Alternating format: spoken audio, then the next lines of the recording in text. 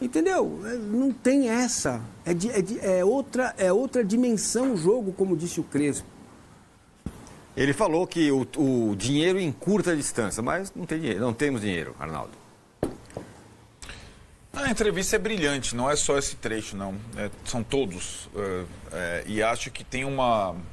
Acho que o Massini toca num ponto interessante, a entrevista de um líder, né? Que, sim, ocupa o vácuo de poder. O presidente do São Paulo nem aos jogos vai mais.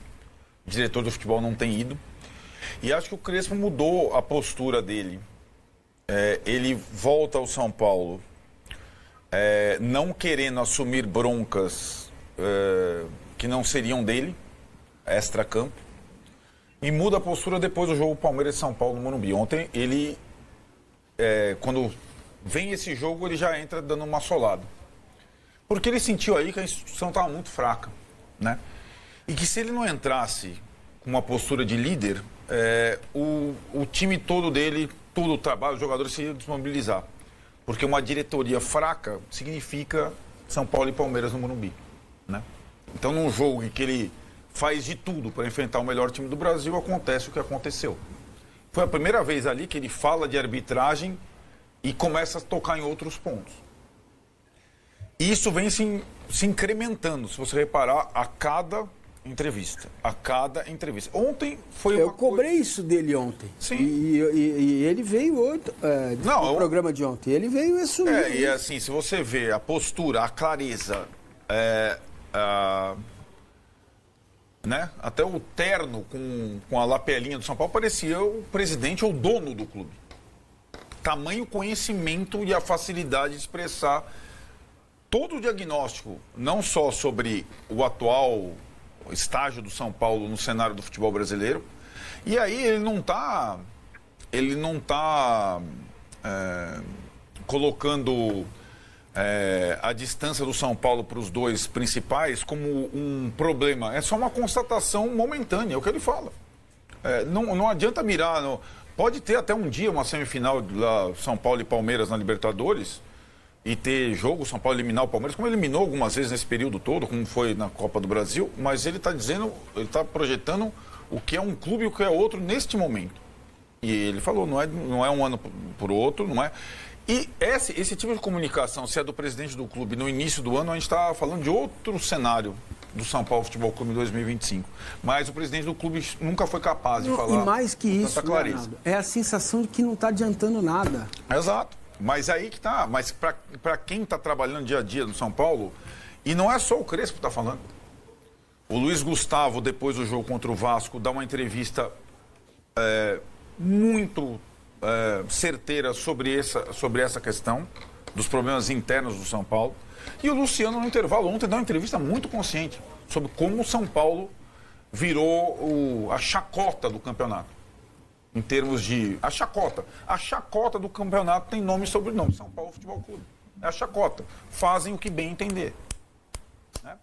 Então, os jogadores, o Massini falou, eles estão de parabéns, se fosse a torcida do São Paulo, e o treinador também, porque eles estão aguentando a bronca. E mais, tudo isso ontem na Vila Belmiro.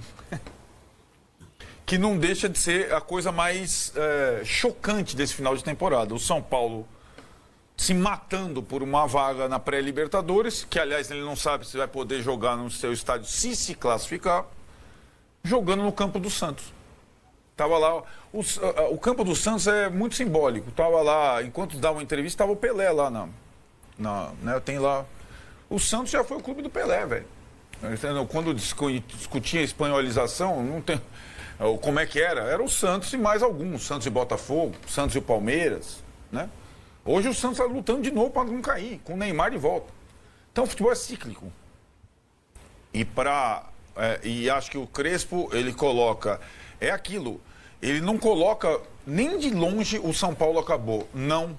O São Paulo tem virtudes, tem força, tem muita coisa. Mas hoje ele está distante dos principais clubes do país e tudo bem, desde que se faça um trabalho para encurtar as distâncias. E não é só encurtar as distâncias com o dinheiro de um magnata ou tal, é encurtar as distâncias com um trabalho bem feito. E só quem está trabalhando bem feito no São Paulo em 2025 são comissão técnica e jogadores. O resto está todo mundo devendo. o presidente, o diretor de marketing, o diretor de futebol, o departamento médico, a fisiologia. Está todo mundo devendo. E acho que o torcedor ontem ele se sentiu representado pela atuação, pela entrevista, pela postura dos jogadores, e é isso que está acontecendo. A recepção, Massini, agora não é mais o São Paulo acabou. Pô, esses caras merecem o nosso apoio. O Crespo ajudou ao torcedor entender, de fato, entender não é se conformar, pelo contrário, é trabalhar mais para sair dessa situação, né? E o que acontece com o sumiço dos cartolas seria uma situação de abandono completo, sim, se os caras que estão ali não tomassem a frente. O Crespo tomou a frente. Vessa, essas frases do Crespo, elas tocam no torcedor, né? Porque ele se sente quase que representado ali, né? Porque ele fala do São Paulo, da história do São Paulo e tudo mais, de um jeito interessante. É como se ele falasse algo como: eu estou aqui tentando, estou aqui, vamos junto, vamos nós aqui. Primeiro dizer que ele deve estar assistindo bastante o âncora falar no G4, né? Então, eu acho que você, de alguma maneira, você deve estar entrando na mente dele. A outra coisa é a coragem dele, porque nem todos têm essa coragem, tanto que a direção não tem essa coragem, não só do São Paulo, né? Dos clubes brasileiros, até pela rivalidade, para você não ficar muito por baixo. Dirigente não costuma ser tão sincero para ficar elogiando um outro clube, pelo contrário, né? Me lembro do Andrés falando: olha, a conta do Palmeiras e do Flamengo vai chegar. Realmente, ele estava certo, tô vendo, tá chegando mesmo a conta dos dois, olha, é uma conta muito ruim mesmo de ser paga. E assim, ele não falou nenhuma bobagem, o torcedor tem que ter essa consciência, mas ao mesmo tempo ter orgulho, porque esses caras estão de alguma maneira se aproximando, tentando pelo menos se aproximar. Então o que aconteceu no Morumbi, talvez se saia aquele pênalti, o 3-0, cara, a gente já estava falando: olha, é o seguinte, vocês estão muito melhor que a gente, mas vocês caíram aqui e foi 3-0. E jogamos muito, hein? Aí o Corinthians fala: aí, Palmeiras, é o seguinte, vocês estão muito melhor, mas vocês caíram ali 2 vezes pra gente já em mata-mata esse ano. Então, eu acho que ele fala, tem várias camadas na frase dele, de sinceridade. Eu acho que é um autoelogio para tudo que eles estão fazendo dentro de campo também é justo, e tá tudo bem deles fazer esse autoelogio para eles também, porque faz parte do jogo. A verdade é que isso que ele falou, a gente vê, jornalista fala com mais naturalidade. Quem está no meio do futebol tem mais dificuldade para falar sobre um rival ou para falar como rivais assim. Muito bem. São Paulo 2, Flamengo 2. O Flamengo faz 1 ponto. O Palmeiras começa a quinta-feira ainda na liderança e essa Pausa de 5 segundos para pedir a sua ajuda ao nosso canal com o seu like e se inscrever se ainda não for um inscrito. Vocês viram nas informações que saíram, inclusive, em muitos veículos, acho que no UOL, no GE, na ESPN, o São Paulo está procurando, ou melhor, está conversando diretamente com Rui Costa, e óbvio que essa informação é uma informação vazada propositalmente, não caiam na ingenuidade de achar ou imaginar que isso é fortuito ou que isso é vazamento, alguém descobriu, não. Isso é vazamento, claro, sobre a situação do Belmonte para continuidade em 2026. Então tá aí claramente na imagem, como todo mundo já sabia, não é nenhuma grande novidade. Poxa, mas qual a novidade em tudo isso? Isso é a questão do time, a questão que o São Paulo já está seguindo em frente nessa sua trajetória, na sua decisão de realmente fazer a mudança. E aí muita gente sempre perguntou assim: Zanqueta, quem entraria no lugar do Belmonte caso o Belmonte caísse? Eu falei isso já umas 3 ou 4 semanas atrás, faz bastante tempo, quando me perguntaram: você acha que o Douglas assume? Você acha que entra algum outro conselheiro? Você acha que faz alguma coisa? Não. Inclusive perguntaram: mas e o Márcio Carlos Magno? O Márcio Carlos Magno tem uma função administrativa. Ele não vai assumir o futebol. Inclusive, semana passada, saíram uns paspalhos aí falando que o Márcio já assumiria o futebol, porque tinha uma mudança, que o Outen ia ser presidente, umas coisas, aquelas fakes que vocês sabem que surgem toda hora, que não se mantém, e que surge a cada 2, 3 dias, surge um fake novo. Inclusive, então, corroborando com o que a gente já tinha falado antes, não entraria nenhum conselheiro no lugar do Belmonte. O Rui Costa seria alçado ao comando da diretoria de futebol como um executivo de futebol na acepção da palavra. Ou seja, o que deveria ter sido desde o começo é a decisão que vai ser tomada agora, pelo menos para este momento, no final do ano. Ou seja, o Rui Costa passaria a assumir a rédea, passaria a ter o controle, o comando direto das entrevistas, das negociações. Não que ele não participe já, mas ele participa num backstage, num background, assim, ele não participa de frente. Ele passaria a ter o comando direto, passaria a responder como o Belmonte respondia, passaria a dar entrevistas como o Belmonte falava, passaria a ser como o clube sempre pregou, né? Ter uma questão profissional envolvida, com um profissional contratado da área, como rege o que todo mundo esperava. O Belmonte estava ali de frente para o futebol, assumiu durante esse tempo todo, e aí ficava aquele questionamento, está na legalidade, não está na legalidade, enfim. Com a saída do Belmonte, que efetivamente vai provavelmente já adotar ali as questões eleitoreiras, como a gente já sabe, o Rui Costa ele vai ficar encabeçando agora essa nova metodologia, esse novo processo que vocês já ouviram aqui falando e muita gente está abordando, que são, 1, rejuvenescimento do plantel, 2, priorização com ao menos de 5 a 8 nomes de Cotia chegando no profissional em 2026, e 3, o São Paulo fazendo um ajuste financeiro e priorizando a autonomia carta branca para Hernan Crespo em 2026 tomar as principais decisões relacionadas ao time que o São Paulo quer ter no próximo ano. Então, com Libertadores, sem Libertadores, com pré-Libertadores, com o Sudeste, com Sul-Americana, o planejamento deve ser tocado aí mais de frente com o Rui Costa.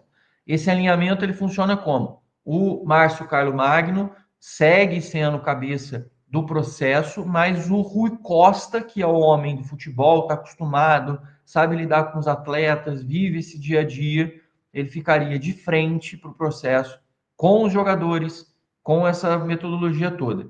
E abre caminho, atenção, abre caminho para aquela questão do Rafinha, que pode ser que aconteça no final do ano, na virada do ano, pode ser, eu não estou dizendo que vai acontecer, pode ser, é uma coisa que está, é uma possibilidade de acontecer, é uma ideia que já não está mais tão remota assim. Agora, acontecer e pode acontecer é uma coisa distante, mas é uma coisa que saiu de não tem chance nenhuma para podemos ver alguma coisa diferente de alguma coisa assim relacionada a isso. Então a gente sabe que tem muita coisa que não está funcionando, como a parte médica, com a parte de preparação, com uma parte de trabalho, que também gerou forte insatisfação no Crespo, Agora a gente tem essa possibilidade de fazer esses ajustes, que inclusive, além do Crespo também de novo falar na coletiva sobre isso, o Crespo falou, a gente tem que se adaptar, a palavra aqui dentro do São Paulo é isso, se adaptar o tempo todo às questões. O Crespo está bolado, assim, feliz ele não está lá cobrando ainda, já percebeu que o lance é fazer as cobranças para que as coisas realmente aconteçam e mudem.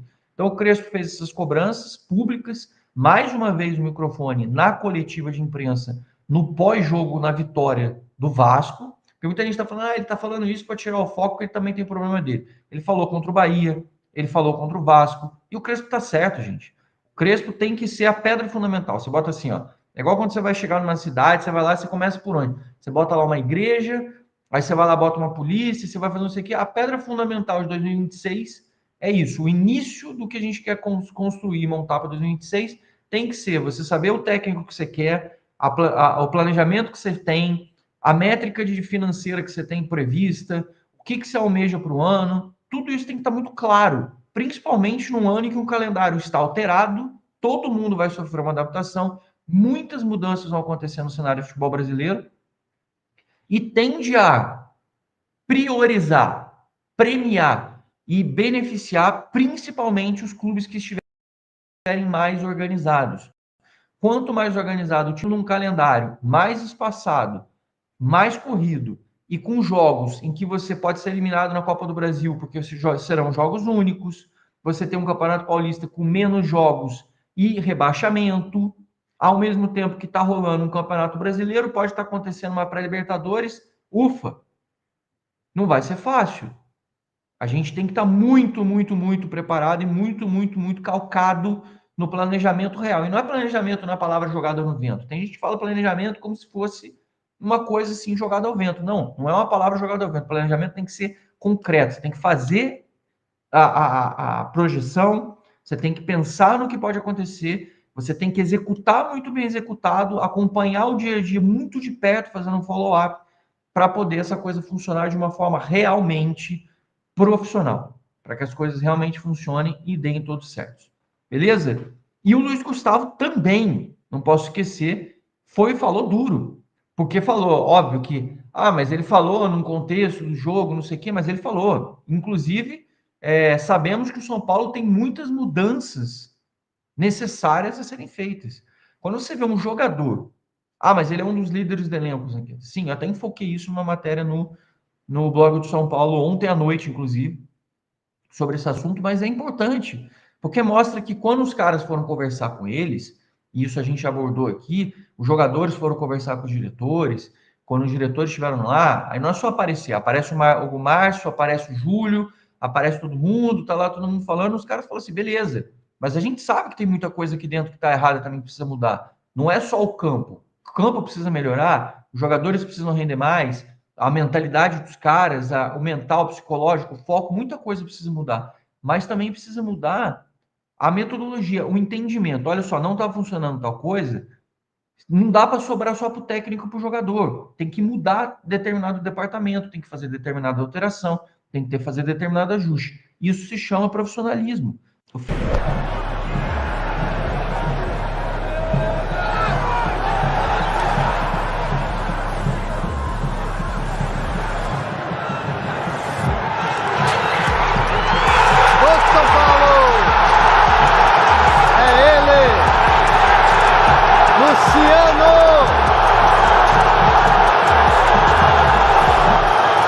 Começou o jogo, falha, olha o São Paulo aqui, ó, falha no sistema defensivo do Flamengo e o Luciano aproveitou, gol do São Paulo, 1-0.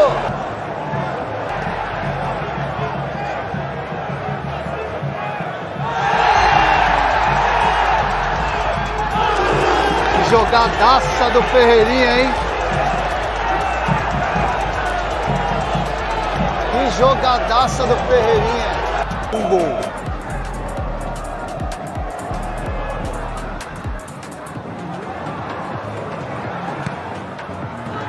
Gol do São Paulo. Belo gol do São Paulo. Jogada do São Paulo absurda. Que golaço.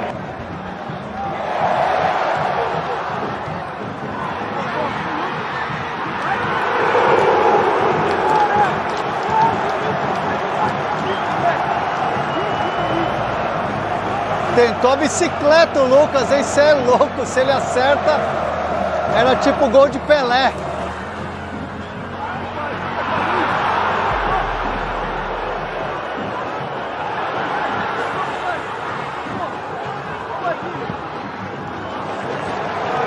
Vou começar o vídeo falando exatamente a mesma coisa que eu falei que no final da transmissão.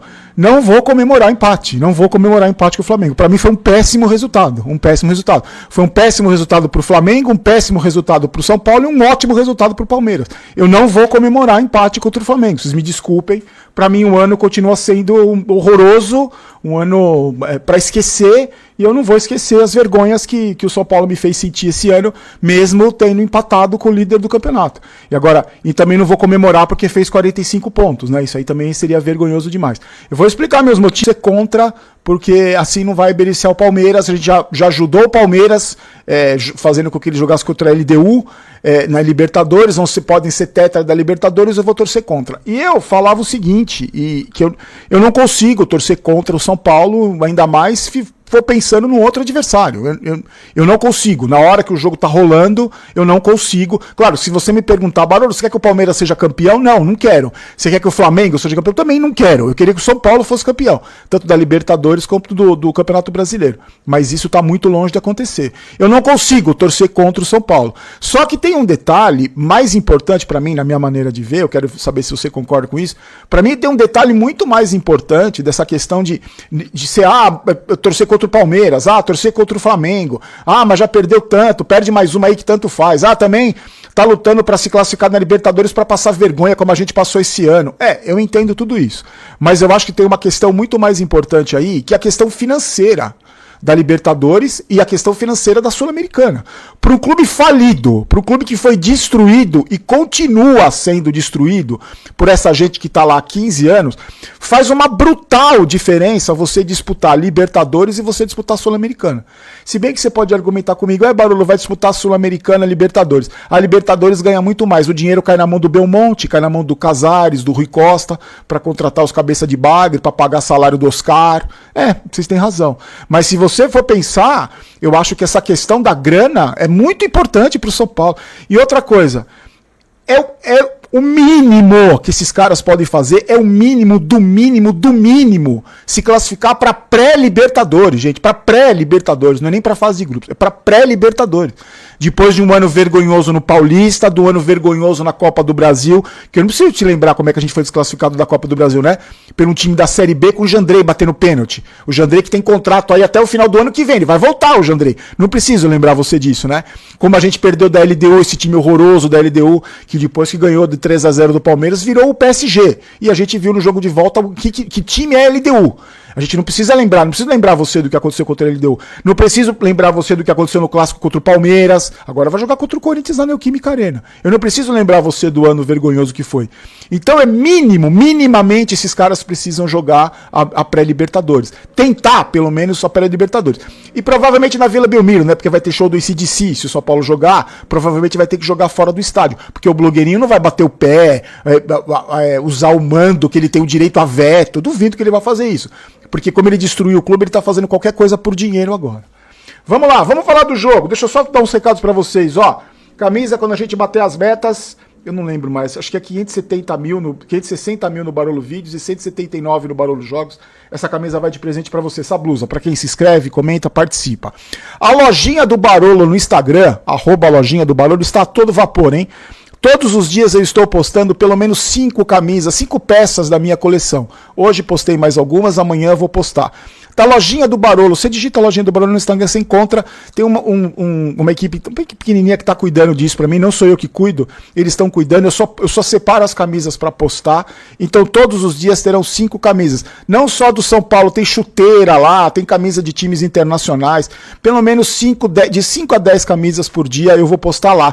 Aí você vê o valor, você entra em contato com o pessoal pelo direct, e aí eles pegam o seu CEP para calcular o frete, então tem muita peça de coleção que eu tô vendendo, que tô precisando de grana, e eu acho que é uma maneira de rodar essas peças. Tem gente que tem roupa que eu não tô usando, que muita gente vai gostar.